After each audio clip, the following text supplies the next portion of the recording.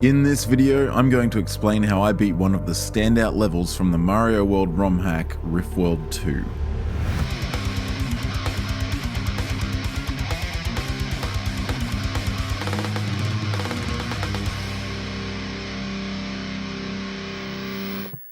Red Eyes and Tears is a castle stage from the popular Kaizo Mario hack Riff World 2 created by Freakin' Ha. It is a vertical level using Layer 2 Smash that is entirely vanilla without any custom elements that wouldn't already be found in the original Super Mario World game, and somehow it cleverly feels very fresh during a time where creators rely heavily on gimmicks to stand out from the pack.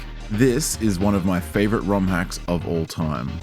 This video is part of a series I've been editing myself where I discuss some of the more intricate details of what goes into beating difficult Mario levels, so please take a second to give this video a thumbs up and subscribe if you haven't already, because it helps me to be able to continue making these more than you might realize.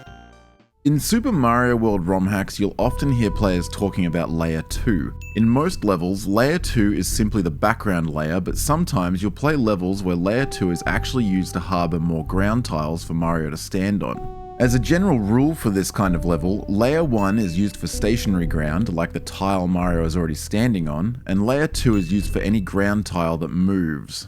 A third layer that features a more limited colour palette is then used for a simple background. In this level, an effect is tied to Layer 2, which we simply just call Layer 2 Smash, and this will cause everything placed on Layer 2 to move in a particular way throughout the rest of the level. Freakin' Ha's design philosophy is that if the player wants to go quickly, they should be able to with as little waiting as possible. So in this level, if I find myself sitting around for too long, I'm almost guaranteed to be doing a trick slower than what's intended. Immediately as the level starts, I must hit this yellow block to create a vine, which will delete the muncher, allowing the saw to land onto the Layer 2 skewer. A running jump ensures that I get the height that I need to bounce onto the saw and up to the turn block bridge. Here I need to collect a mushroom and hit the other power-up block to spawn a fire flower before I take damage, otherwise it will spawn a mushroom instead. Using the invincibility frames, I need to collect the fire flower and run across the spikes while spewing fire at the fish to make it to safe ground. The most efficient way to shoot fire while running is to fat thumb the X button while holding the Y button to make sure I don't lose any run speed. I need to hit the block and grab the throw block and kick it before the skewer causes me to take damage, so that I have enough time to gain P speed while running to the left before the skewer smashes. If I jump late enough, I'll have P speed and be able to grab the cape with flight, which will let me jump high enough to make it to the next platform. The thwomp immediately causes me to take damage, so that I'm forced to run across the spikes and jump through the Koopas before the iframes wear off. A very carefully timed jump here will let the Layer 2 wall push me across the spike pit. I've actually never seen a ROM hack force this trick, so this is really neat. Some quick jumps will let me get up before the skewers smash me again, and if I move quick enough, I can one cycle the next beam jump to slide through the gap. A perfectly timed grab means I can grab this throw block without falling through the hole it creates. This is another trick I've never seen before, where the Layer 2 Smash will pull Mario underneath the thwomps before they can kill me. Mario gets pulled through so quickly that he's moving across almost an entire block each frame. One more mushroom before I get a checkpoint. Oh, you prick! The first few jumps of the second half are pretty straightforward if I just keep moving.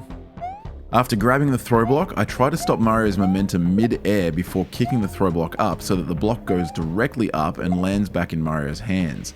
The only way to carry an item while climbing on a vine or a net is to already be climbing before the item touches Mario. I can kick it at just the right moment for the block to slide across the moving floor to produce a cape, get P speed by charging at it, and spin fly so that I can break through all of the turn blocks. Knowing where to land on each of these blocks just takes some trial and error.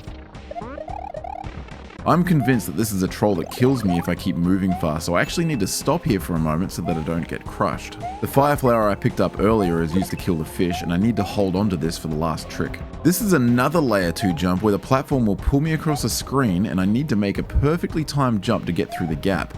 Even though it's wide, it's still a pretty tightly timed jump. I found this final trick safer if I just timed it myself and started running right before the skewers moved to the right.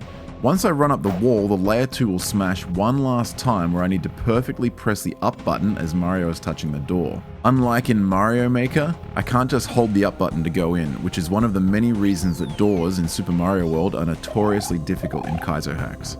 The boss of this level is a Wendy fight with layer 2 smashing from side to side, and as long as I time my jumps perfectly, it ends up being a one cycle boss fight that feels really great to win.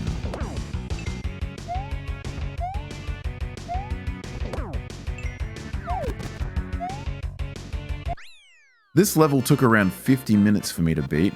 Bear in mind that this is one of the few modern hacks which doesn't feature a retry patch, so every time I die I'm taken back to the overworld before having another attempt. While this puts a lot of newer players off wanting to play the hack, I personally believe this style thoroughly suits the game and should not be a reason to let this gem slip under your radar. Thanks for watching, and as always, here's my winning attempts.